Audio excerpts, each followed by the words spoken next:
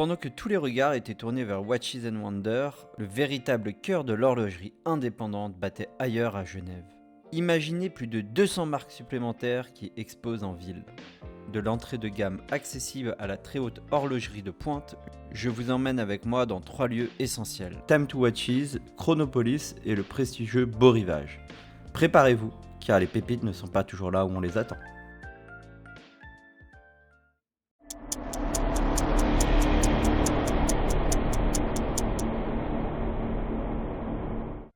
Salut les amateurs d'horlogerie, c'est Olivier de Chronotempus. Alors cette année à Genève, en plus de Watches and Wonders, il y avait plein d'autres salons, notamment Time to Watches qui est juste à côté et dont je vais vous faire découvrir quelques marques, notamment Nivada, Vulcain, Bayo ou encore Rédillon et d'autres que vous pourrez découvrir juste après dans la vidéo.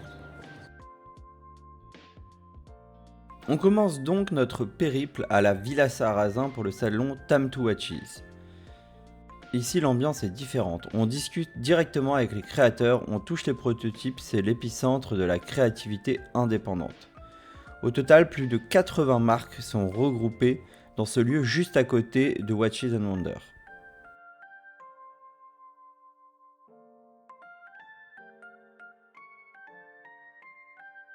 Premier arrêt, Rédillon. Une marque belge, et ça compte parce que la Belgique n'est pas exactement réputée pour son industrie horlogère. Le nom vient du virage du Rédillon sur le fameux circuit de Spa-Francorchamps, et ça dit tout de l'ADN de la maison. Sport automobile, couleur affirmée et chronographe.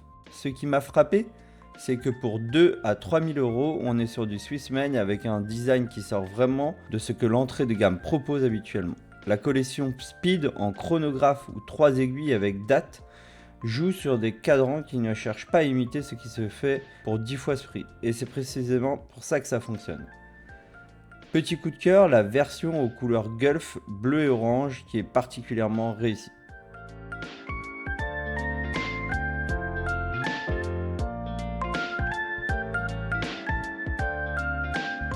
Juste à côté, Siga Design, une marque chinoise. Et oui, on va en parler sérieusement parce que Siga est la première manufacture chinoise à avoir remporté le fameux prix du GPHG, le Grand Prix d'horlogerie de Genève.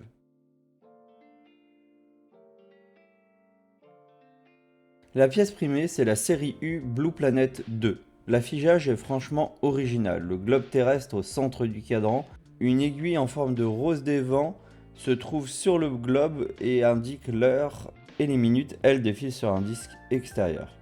Pour réaliser ce mécanisme, Siga Design a développé son propre mouvement et le prix est de 1250 à 1500 € selon les versions. C'est objectivement un très bon rapport qualité-prix. Juste à côté, on découvre aussi d'autres Siga Design comme ces dernières avec des boîtiers squelettes pour un peu moins de 600 € pour la plupart.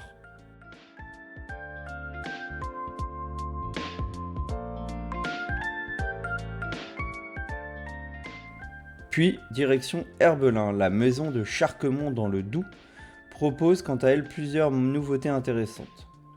Je retiens surtout les nouvelles Newport phase de lune automatique avec les cadrans qui reproduisent la surface lunaire avec un soin assez remarquable. La version bleue, celle que je préfère, est par exemple à 1500 €. Et la version bicolore en acier PVD or jaune à 1600 €. Et il y a aussi cette superbe cap caméra full céramique noire avec aussi cadran noir en 37 mm animé par un Sellita SW200 qui complète cette sélection et qui est quant à elle à 1800 €.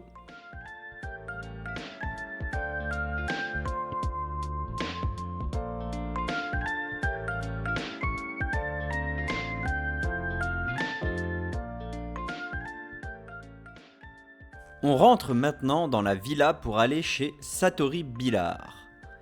Armand Billard a créé cette marque en 2015 avec un assemblage en France. Et la spécialité de la maison, c'est le cadran. La nouveauté cette année, et je la trouve vraiment très réussie, c'est la SB10. Heure sautante à guichet à 6 h, minutes sur anneau périphérique avec super luminova et repère rouge pour la lecture. Pas d'aiguille. Le calibre est un G100 de l'ajout Perret, en version automatique, et l'édition qui m'a arrêté, c'est la Discobal en cadran à facettes qui joue avec la lumière d'une façon que la photo ne restitue pas forcément. À 4500 €, c'est un objet qui assume totalement sa singularité. Il y a aussi une version avec un cadran en aventurine, ce bleu sombre qui ressemble à un ciel étoilé, une en saphir fumée noire et une qui était à la base censée être un poisson d'avril, avec un cadran en forme de râpe à fromage, mais sauf que les clients l'ont voulu pour de vrai et donc produit exceptionnellement au moins une trentaine d'exemplaires de ce que j'avais pu entendre.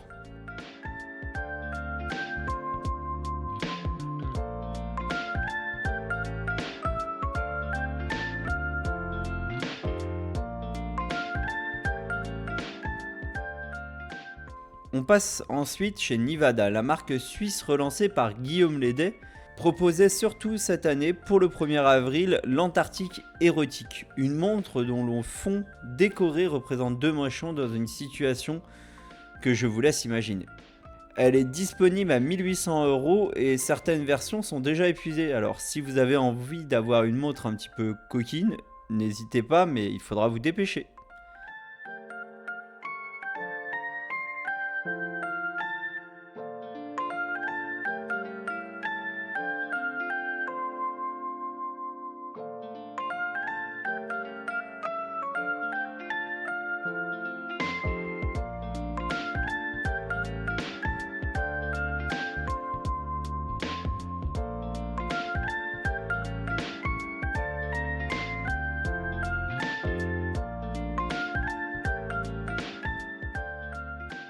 Puis, direction la maison Alcé. Là, on est dans un autre registre. Ici, on ne parle pas de montre, mais on parle d'horloge de table ou de pendule ou pendulette.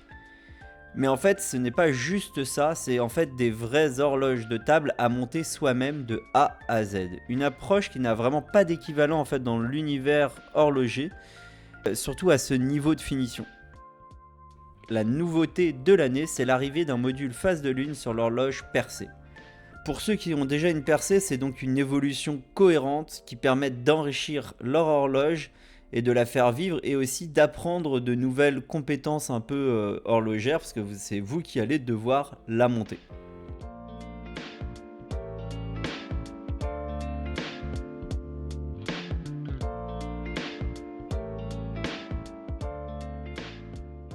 Et avant de passer à ce qui m'a vraiment marqué, un mot sur Bayo ou BA111OD, la marque que je vous avais présentée dans une vidéo quand j'avais pu aller les voir à Neuchâtel il n'y a pas longtemps. Et elle a annoncé juste avant l'ouverture du salon le rachat de BCB Tourbillon, l'atelier en fait d'Olivier Maury qui produisait donc les tourbillons de Bayo. Et en fait ça lui permet maintenant tout simplement d'avoir des tourbillons et un mouvement maison pour cette gamme là, la gamme chapitre 4. Et donc pour l'occasion, Bayo présente une nouvelle version de sa chapitre 4 tourbillon avec la TVD qui existe maintenant en 39 et 43 mm et c'est une évolution de cette chapitre 4 tourbillon squelette. Ici le mouvement il est amélioré, il dispose maintenant de 120 heures de réserve de marche et d'une certification chronométrique de l'Observatoire de Genève. Le prix de lancement il est de 9 900 € et en fait il sera de 10 500 € après parce que là il y a une petite réduction le temps du lancement. Je trouve que c'est une bonne nouvelle car c'est une marque que j'apprécie beaucoup et qui a l'avantage d'offrir là aussi beaucoup à ses clients avec un excellent rapport qualité-prix. Et donc maintenant on change complètement de registre et on arrive vraiment dans la haute horlogerie avec Crayon. Une maison que j'avais pu découvrir l'année dernière en septembre au Geneva Watch Day avec des complications que je trouve vraiment inédites et très bien réussies et un design tout simplement beau pour moi. On avait vu notamment l'Anywhere qui indique les heures du lever et du coucher du soleil pour n'importe quel lieu dans le monde. L'Everyday avec un agenda mécanique avec l'indication des semaines et des week-ends. Et c'était des complications en fait qui n'existaient pas avant que Crayon les crée. La nouveauté de 2025 c'est la Pac-Man. En platine, 15 exemplaires, 188 000 €. Donc c'est une montre en fait qui va utiliser le mouvement de l'Anywhere pour transformer chaque indicateur en personnage ou en symbole du jeu. Pac-Man est l'indicateur du jour et parcourt le cadran comme le soleil. Les points, les fruits et les fantômes apparaissent selon les éphémérides locales. À minuit, les fantômes passent au bleu, comme dans le jeu lorsqu'ils sont vulnérables, avant de reprendre leurs couleurs Blinky, Pinky, Inky et Clyde à l'aube. Le cadran, lui, il est en onyx poli avec un labyrinthe gravé en impression à platine, visible seulement sous certains angles de lumière. Tous les personnages sont peints à la main sur des disques de saphir superposés. C'est vraiment de la haute horlogerie et du métier d'art de haute voltige.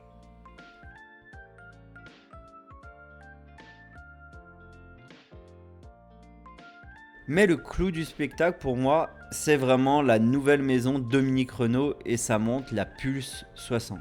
Pour comprendre pourquoi cette montre est intéressante, il faut d'abord comprendre ce qu'elle refuse de faire. Depuis 20 ans, voire plus, la tendance horlogère mécanique va vers des fréquences de plus en plus élevées, 4 Hz, 5 Hz, voire plus des fois, pour améliorer la précision et réduire la sensibilité au choc. Dominique Renault fait exactement le contraire. La Pulse 60 bat à 1 Hz, un seul aller-retour du balancier par seconde, 60 pulsations par minute, le rythme d'un cœur humain. Et le génie de la chose, c'est que le choix n'est pas nostalgique ou arbitraire, il est technique. À 1 Hz, le balancier peut atteindre une amplitude théorique de 700 degrés, là où les montres classiques plafonnent bien en dessous par risque de rabattement, souvent vers 280 degrés. Plus l'amplitude est grande, plus le balancier est libre pendant sa course et plus la marche est stable et insensible aux perturbations extérieures. Pour garantir l'inertie nécessaire à cette stabilité, le balancier mesure 20 mm. Et il a donc vraiment une place énorme à l'intérieur de ce cadran et il est forcément visible comme vous pouvez le voir dans les images. L'autre particularité de la montre, c'est d'offrir une seconde morte, un saut franc chaque seconde directement lisible à 9 h. C'est aussi une conséquence en fait naturelle du 1 Hz, pas une complication qui a été rajoutée en fait. Et il y a également un indicateur de couple à 3 h pour suivre la puissance délivrée par le barillet et donc indirectement pour voir quelle est la réserve de marche qui reste dans la montre. Le boîtier, lui, il est sans lunettes traditionnelles, il est fermé par un verre bombé qui semble fusionner avec un bracelet intégré et elle existe en deux versions. En titane à 49 000 francs suisses hors taxe ou bimatière or rose et titane à 59 000 francs suisses hors taxe. Alors c'est pas une montre donnée mais c'est vraiment une montre aussi de très haute horlogerie et surtout avec une complication et un choix technique très particulier.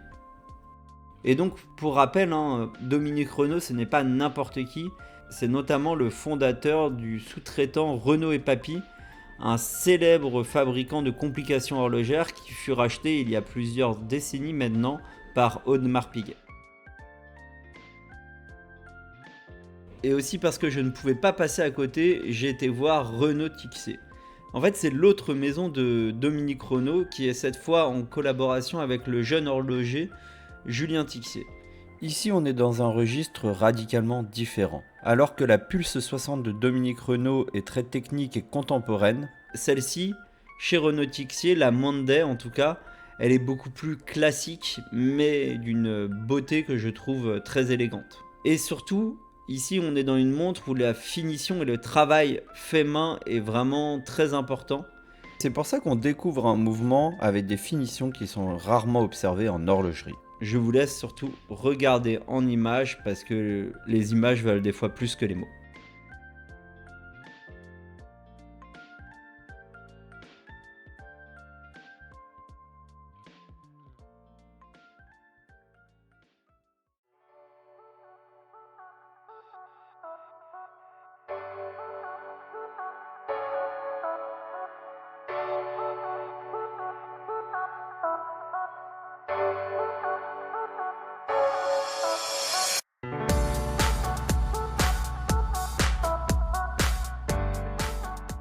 Deuxième étape en plein cœur de Genève pour découvrir le nouveau salon Chronopolis aux Halles de Lille. Juste ici.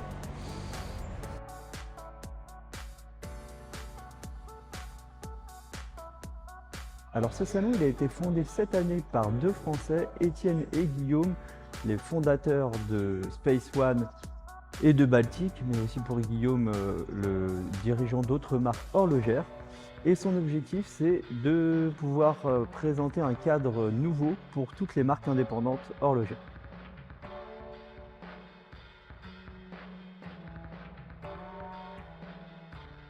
Alors je commence par Baltic. Baltic, c'est une maison française qu'on connaît pour son rapport qualité-prix, son design néo-vintage réussi et ses références souvent liées au XXe siècle. Et cette année, à Chronopolis, la marque elle présente plusieurs choses et notamment c'est le Rally Timer Tour Auto 2026. Alors c'est un objet atypique, c'est pas une montre bracelet. C'est un ensemble de 2 instruments de bord conçus pour la compétition automobile. Et en fait, donc on se retrouve avec des instruments un peu particuliers. D'un côté, un chronographe à cadran bleu clair mat animé par un mouvement à remontage manuel en art avec fonction flyback, donc retour en vol, et remise à zéro et redémarrage simultané. Et c'est exactement ce qu'il faut pour chronométrer des temps autour et des spéciales de rallye. De l'autre, une horloge de bord, même cadran, pour la lecture simple de l'heure, le tout pour 1000 €. C'est vraiment une pièce qui est assez intéressante et que je trouve très réussie. Baltic exposait aussi les heures du monde, 3 versions avec des cadrans sodalite, labradorite et œil de tigre d'une montre World Timer. Je les signale parce qu'elles méritent d'être vues, mais aussi et malheureusement parce qu'elles sont déjà en rupture de stock. Ce genre de détail dit quelque chose sur la demande réelle pour ce que Baltic fait quand il sort de ses sentiers habituels.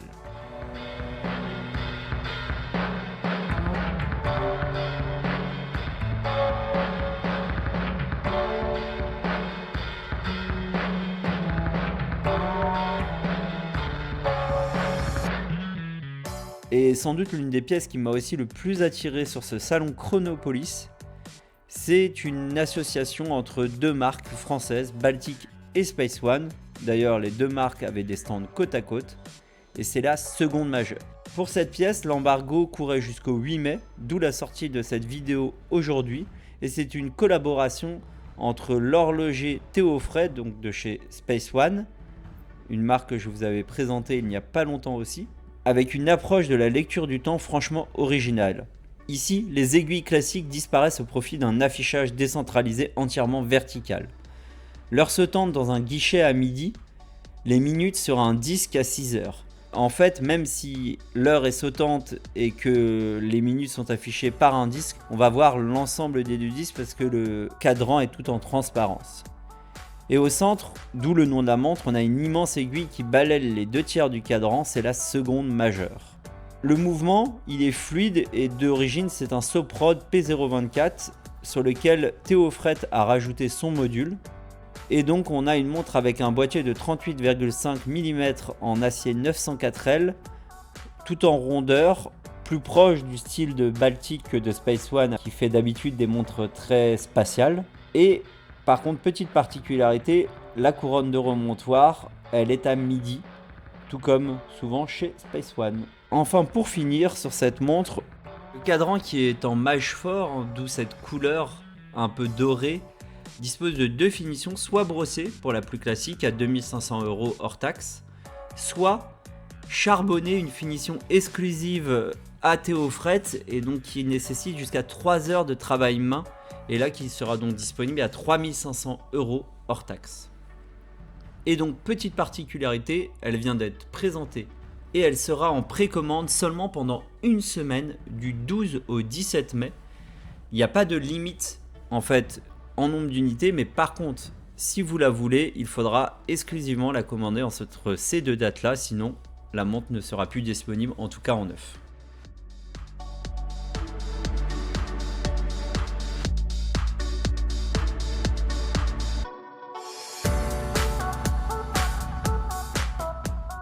Petit arrêt aussi chez Denison, la maison d'origine britannique qui a été relancée il y a quelques années par un ancien designer de chez Piaget, propose cette année 2 nouveaux cadrans sur son ALD Dual Time. Les nouvelles versions, elles abandonnent la pierre pour des cadrans plus traditionnels mais avec des couleurs et des finitions vraiment très travaillées. Et pour la première fois chez Denison, des index. À 655 €, on a une pièce qui est vraiment différente et avec un rapport qualité-prix bien acceptable.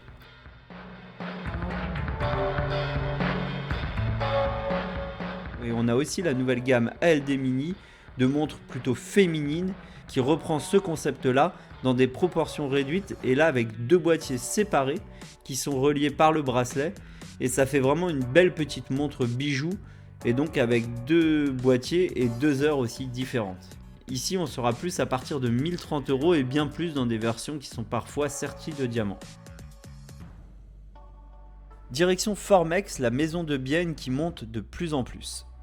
J'avais déjà vu une partie des montres lors de précédents salons, par exemple à We Love Watches, mais là j'en ai profité pour m'arrêter plus longuement et parler avec Raphaël Granito, le fondateur de la marque. Et c'est là que Formex prend tout son sens, parce que la marque a des partis pris techniques qui méritent d'être expliqués. 2 exemples, le système de micro-ajustement du bracelet qui permet une précision de réglage qu'on ne trouve pas à ce prix habituellement, et le système de suspension du boîtier de l'essence par exemple, conçu pour amortir les chocs en découplant le boîtier en fait du reste de la carrure. Et ce ne sont pas que des arguments marketing, en fait c'est vraiment des solutions d'ingénierie qui sont visibles, mesurables et qui donnent une plus-value à la montre. La nouveauté cette année c'était la Reef en carbone forgé, mais seulement sur le cadran et la lunette interchangeable. Le boîtier et le bracelet, eux, sont toujours en acier. Vers 2000 €, solide, mais mes vrais coups de cœur sont ailleurs dans ce catalogue. C'est l'essence avec son cadran en météorite teinte or rose à 2200 €. Et la Field en titane grade 2, cadran bleu glacier à 850 €. Pour ce prix-là, avec ce niveau de finition et cette cohérence de design, Formex n'a pas vraiment de concurrent direct, je trouve, surtout en Swiss made.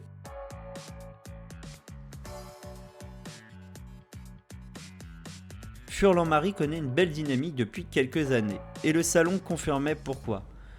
La marque elle a en effet un sens du cadran assez rare à ses niveaux de prix et une capacité à travailler les textures, les couleurs, les proportions sans tomber dans le mimétisme des grandes maisons.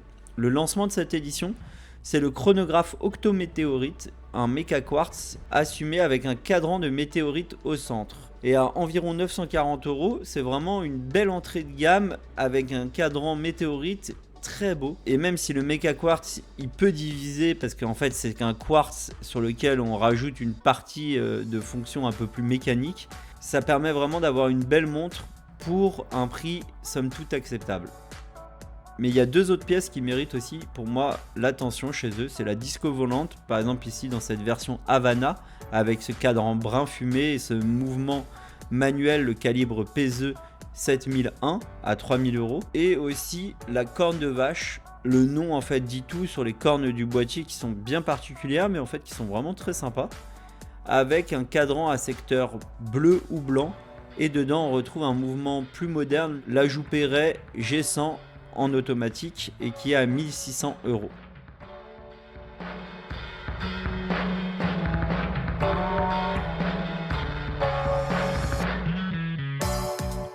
Direction maintenant Yema, la maison et la manufacture française de Morteau que j'avais pu visiter il y a quelques mois de cela et dont je vous avais fait une vidéo aussi, a créé en fait 5 éditions collector spécifiquement pour la période de ce salon.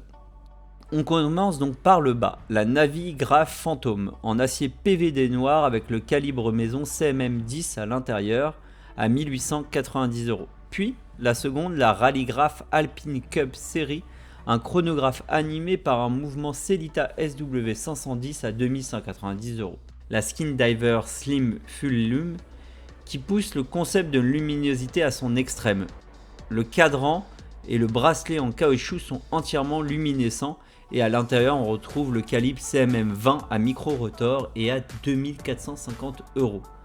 C'est vraiment une pièce que j'ai trouvé très sympa, surtout avec son côté luminescent comme vous pouvez le voir dans les images ci-dessous.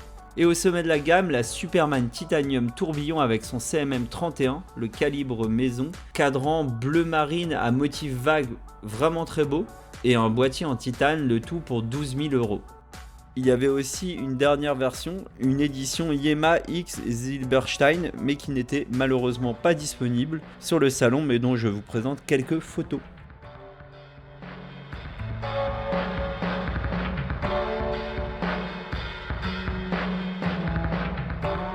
Chez Egide, cette marque française qui propose un concept unique avec une montre totalement modulaire. En fait, la capsule, donc le mouvement et le cadran, peuvent changer de carrure, donc on va pouvoir avoir des carrures totalement différentes et aussi un bracelet différent.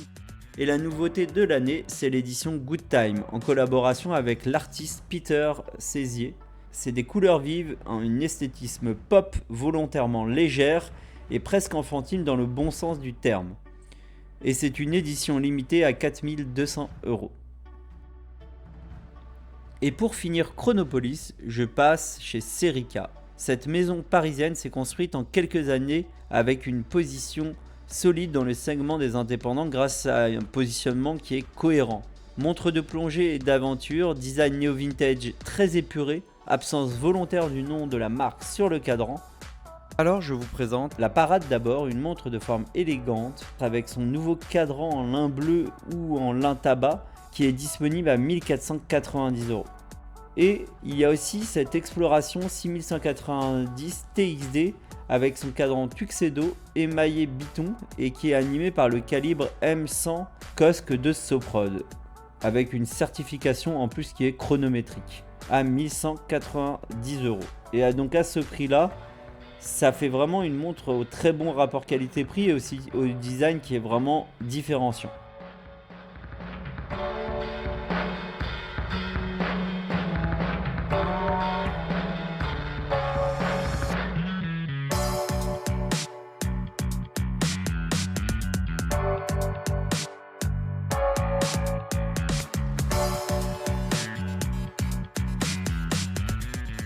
Direction maintenant les bords du lac Léman et plus particulièrement l'hôtel du Beau Rivage. Un autre registre et malheureusement il y avait des dizaines de maisons dans cet hôtel. Je n'ai pu passer que dans quelques suites mais j'ai pu aller plus dans le détail surtout chez l'une d'elles, Schwartz Etienne, donc je vais vous la faire découvrir. Donc Schwartz Etienne, c'est une marque qui a été fondée en 1902 à La Chaux-de-Fonds. C'est une maison qui a longtemps travaillé dans l'ombre, fabrication de mouvements, de composants, sous-traitance pour d'autres marques, avant de lancer ses propres garde-temps au début des années 2000. Aujourd'hui, c'est une manufacture complète, mouvement, fabrication interne, et ce qui est plus rare encore, réalisation de l'organe réglant en interne. 3 modèles m'ont arrêté. La collection 1902 d'abord, avec une élégance totale, surtout dans sa version juste à petite seconde où on voit l'absence de chiffres sur le cadran. C'est un boîtier de 39 mm, un micro-rotor visible par la face arrière, 86 heures de réserve de marche et de très très belles finitions. Il existe différentes versions de cadran, notamment celui doré en quatraine ou en ardoise que j'ai pu découvrir lors de ce salon et elle est disponible aux alentours de 22 000 €. Il existe aussi des versions à remontage manuel avec réserve de marche directement visible sur le cadran.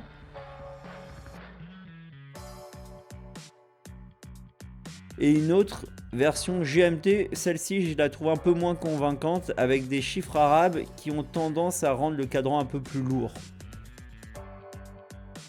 Et l'autre montre qui m'a beaucoup plu, c'est la géométrie. Et là, pourquoi? Tout simplement parce que son cadran, c'est une vraie démonstration. Il y a plusieurs types de guillochage qui coexistent sur la même surface, avec de l'azuré, du clou de Paris, du circulaire. En fait, c'est un patchwork de différents guillochages. J'ai pu la voir en noir, en rouge ou en or rose, et le tout pour un prix aux alentours de 30 000 € TTC. Et je trouve que c'est une pièce qui démontre bien les savoir-faire que peut avoir Schwartz Etienne. Et la nouveauté cette année, une montre aussi vraiment très réussie, c'est la Synergie, donc qui reprend le boîtier de la 1902 avec réserve de marche. Et c'est une édition limitée à 88 exemplaires née d'une collaboration avec Peter Speak, l'horloger à l'origine de Speak Marin. C'est un cadran multiniveau avec l'utilisation du saphir en transparence avec ce calibre MSE 300.0 et cette pièce je la trouve donc très réussie.